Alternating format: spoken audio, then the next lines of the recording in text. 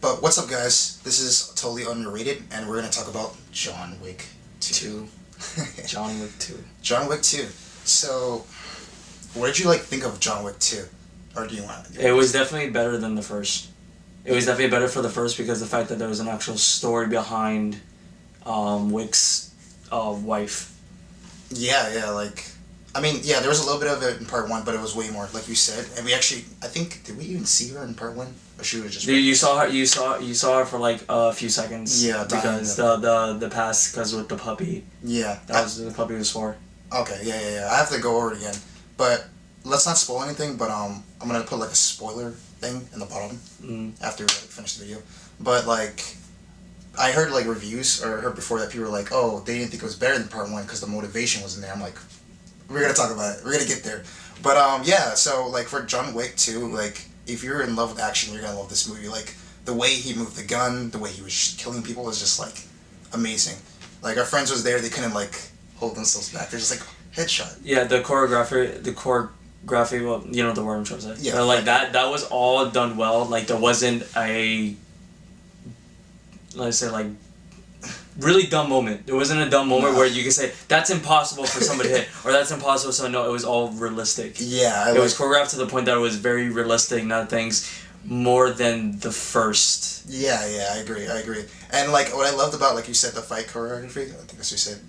It's just there was a real stunt people, but just everything was really brutal. There was one point where, let's not spoil it, but with the scene involving a pen, and it was just really violent. It was ooh, that's gruesome. And it was just also I liked about the movie is what they kept from the first one was basically the self-deprecating humor. Mm-hmm. Where it had humor, it knew what it was and it was making fun of itself on purpose. Yeah, the fact that it's not just why it was putting the fact that the first one was about a car and his dog. Yeah. Because I'm pretty sure by that point, if you haven't seen the first one, but that is literally a car and his dog. Yes. It's also actually in the trailer itself. Yeah, so. The dude literally says he kills someone with a fucking pencil. That one line, the Russian guy. Yeah. It's he's a badass. Everyone knows it. Everyone makes a joke about it.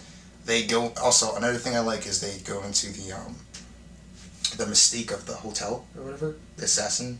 Yeah, the whole how it works. The whole assassin group actually explains more about that, of what John Wick was a part of. Because most assassin, let's put Taken for reference. Yeah. He was what, let's say he was a CIA undercover type person, keeps quote unquote people safe. But they never went further. Right, exactly. That's the difference with this series. The series goes into it's a whole different world. Harry Potter, you have a different world hidden. That's the really cool thing about this. That sets it differently than other Hitman movies. Yeah. And then the humor also doesn't take itself seriously. But yeah, what'd you think about the villain? The villain I actually liked again better than the first because the villain's sadistically enough to do whatever it took. And didn't care about anybody at all, and his plans are actually, again, realistic. That's what I liked about it. It wasn't a villain that's just oh, well, I fucked up. Well, all right, give up. It wasn't that. He literally just thought everything after that, and after that, even if he screwed anybody over. So he wanted to live, exactly. Yeah. And also, I actually felt bad for the first villain from part 1 because it's it's spoilers, but you guys should have seen part 1. I'm just saying. But you remember how he was only attacking John Wick because he was trying to kill his son. He was trying to protect his son, the villain. Mm. So you're I know you're a bad guy, but I can't really hate you for that because the dude's trying to kill your son. And your exactly. This one, no, you hated the guy. He was a complete douche, cared about only himself. So you wanted John Wick to kill him. Yeah. Yeah, that's and also there's a lot of there's also a symbolist type of moments inside the movie that I liked as well, which you'll see if you go see it in the movie. There's a lot of different moments that reflect off of John Wick, of the person he is, and if once again, if you take a man's life away, or any of the point, any possession, life, or anything like that, you get John Wick. Yeah.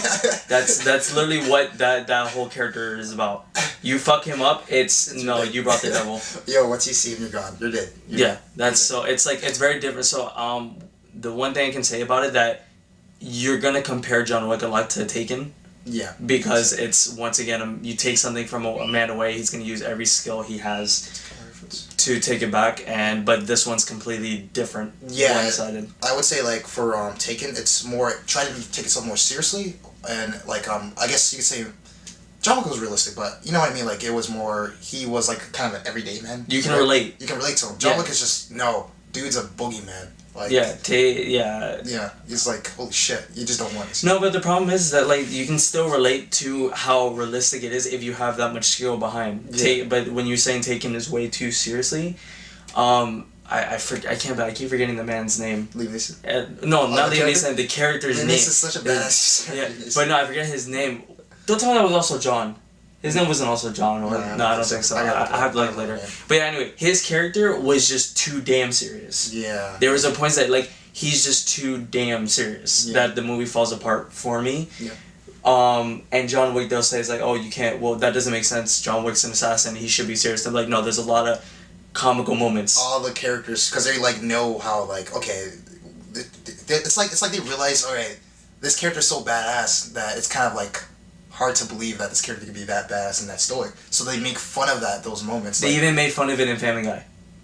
Yeah. If you remember, but when he's just like, oh, I don't care how badass he is, Peter Griffin says, I'll kick his ass no matter what. He doesn't. He says those are all just action stunts. He actually being that badass, but they even make fun of that. Oh really, John Wick? They made fun of it? No, Liam Neeson. They Taken. They Yeah. took the fact that Liam Neeson is such a serious character in his movies, but that's only his movies. Yeah. He can't be like that in real life, and he actually was that. Oh, okay. Yeah. So they even make fun of that. So that's what I'm saying. Most people are like, oh, why am I gonna watch a movie? Because it's fun to watch movies that you can relate to. Yeah, exactly. And then people will also say like, oh, what sets John Wick or why? Because we know he's gonna kill everyone because he's that badass. So what makes it like? Why should we watch it? Well, that's the exact reason why. It's like because it's like it's aware of its audience and knows okay, it can be a little bit funny because it's like oh we know what's gonna happen, but it's like jokey. It's like it has like you want us to know how. Yeah. How is he going to kill everyone? Exactly. How does this man go through 150 men by himself? By the way, let's also mind that every single it's in John Wick 1. Every scene that he did, he was killing people by himself. Yeah, just in different ways, like 1,000 ways to die. Yeah, even again, Taken, he did it. But there's even some scenes where he got help from his buddies. Yeah. And only in this one, John Wick gets help from the people there, but they only give him what? Okay, here's your guns and here's your suit. We won't see you after that. Yeah, that shit was like lit. Alright, so yeah, that's our take. You know what? Let's get into spoilers just a little bit and then we'll end the video soon. I mean, you said put spoilers there, so honestly, if you want to skip this part, just end the video here. Exactly. So in 2 seconds, we're about to talk about spoilers. Are you ready? You ready? It's gonna be somewhere around here, I haven't decided. But, alright, spoilers. You guys see it? We're about to talk about it. Alright, the motivation thing. Everyone's saying it's not as good as part 1 because he doesn't have enough motivation. Bullshit. Dude took away his home. So basically everything, like, imagine, the memory he had of his wife, you remember the picture burning away? It's all gone because the dude took away his home. It's like, now he has no choice but to figure out ways to get back to where he was by going back into that life. Not only that, he forced them because there was like this blood ritual thing, which is more into the mythology of assassins, where he had to, I forgot the villain's name, but that's pretty bad, but where he had to, what's the word? He was obligated. He was obligated to fill a contract, exactly. And that was the thing. And also the fact that it's like he's trying to get away from the life because he knew that his wife, being heaven beliefs and everything like that, doesn't want him seeing a person just as a person who kills. Exactly. That's literally it. So the guy put him back into that situation. Besides burning his house, is that it's like okay, so you took away the life that I wanted, that I was just getting used to. I just got used to it. Exactly. And it wasn't even 24 hours, by the way, mind you. It wasn't even 24 hours yet, and he straight up just said, oh no, I want your ass back in. So... Like, dude, come on, just leave him alone. The guy said leave him alone, he doesn't want to do anymore. Not only that, he forces him to basically kill a friend. He considered kind of a friend, even though she was a dick, the lady. Right, the main dude's, the main villain's sister, because the sister was going to go into the seat of power, but the brother wanted it. And and I know you want to get to that scene, which basically seems like when John Wick and her meet up, you also find more about Wick's character at that point, and then she ends up, killing herself anyway. Exactly, and that scene that my friend that's not really his name. That's like this joke. Yeah. But basically, the scene where she cuts herself and bleeds out in the water, the pool, it was really it was a representation shot. Basically in the water. It was basically a representation of Jesus because she held her hands and it basically bleed into the shape of a cross kind of ordeal. That kind of symbolistic thing, which is really good for by the way, a movie that's just about killing. Yeah, like basically John Wick was a fallen angel if you think about it. Yes, because they also make emphasis on the other guy, the one who basically we can say owns the Covenant. Yeah. He owns the assassin. This man legitimately owns the whole state of New York. Yeah. Okay, he owns every single person. He's the leader of this whole assassin cover. You can't touch this man, basically. Yeah. Pretty much him, he even says that, like, to the main villain that you brought the devil out of hiding. Yeah. The devil's like, hey, I want to rest, and you brought the devil back out, so you don't tell the devil what to do, kind of yada yada. So you basically fucked up. You did. Like, when will these people ever learn, bro? Yeah, when will they ever learn? It's like, don't mess with John Wick. Yeah. And he even, dude, to make it even worse, even after that, if you're still saying, oh, why is John Wick? What is his motivation? It's like, bro, he called all the assassins. He put a hit on him for $7 million. So you have like everyone coming after you for the rest of your life now. Like. Yeah, because there's a point after he did what he was supposed to do. He said, okay, you said I'm free, right? He said, nah, fam, you ain't free. I'm just going to kill you right after I told you just to kill my sister, which was supposedly, you know, kind of your best friends, which Wick says, I feel that we still are. Remember, because she says, I felt at one point we were friends long ago. He says, no, I feel that we still are. Yeah, in my opinion. Exactly. So now he has to run. He lost his home. Now he's back. He's forced into life again. That's it. It's yeah, over. right. So basically, he's like, all right, no, I'm going after the person that put the hit on me. Exactly. That's why I don't understand he didn't have enough motivation. Like, oh, okay. Yeah, never seen no motivation. Exactly. Forget everything else. He destroyed your home, where all your wife's belongings and everything, every memory you had of her is gone. You're telling me that's not enough motivation. So either way, the fact that we're having a debate about this shows in general the movie has more motivation than you are just saying, oh, it's not just a straight movie that, okay, he does this, kill people, okay, that's the end of the movie. No, that's the thing. Exactly. It's not like part one. I understand the dog. I was like, the dog is so cute. Yeah, he got killed in front of him. That's a lack of motivation. He's like, okay, you killed my dog, I'm going to kill you for killing my dog and taking my car. That's just very linear, narrow motivation. This was everything. His whole life gone. Yes, which again in Taken takes like, oh, I have to take my daughter back and I kill you for getting her. And they repeat it in multiple things, which I don't like personally. Yeah, that's true. And they kept repeating it, the whole wife thing, and then, yeah. Yeah, so that's, to me, I love Taken series. Yeah. Alright, cool. Good. Alright, back to what we were saying. Yeah, but another thing that I really loved and enjoyed about the series is just how it doesn't take itself seriously, like the self humor and how it was like a parody of itself. Mm-hmm. You know, when he like pretty much said that, dude, he fucking killed people with like a fucking pencil here. Yeah, like with the pencil, like and he's like, who the fuck does that? You know, so and he even makes fun of the fact that the whole first movie was about a dog and his car. That you killed his dog and you took his car. It keeps emphasizing on how humor that you can make out of that. The movie's making fun of itself, and because it knows you're gonna laugh, which when we were in the theater, everybody laughed. Yeah, exactly. Yeah, and it just, you know, it makes it more like, okay, like it's killing action, but you know, when movies take itself too seriously, kind of, you give that example with the Taken 1, 2, 3, it's like. It kind of loses its drive through the movie because the characters start becoming like robots. Yeah, exactly. Like, oh, we've seen this, like, hero kill person. You know, it gives us some variety. And for example, with variety, Keanu Reeves and, you know, the guy who plays Morpheus in the same movie again. I mean, come on, you know the director, you know Keanu, they all probably planned that. That's definitely a parody. It was basically a callback to Matrix. That was fucking awesome.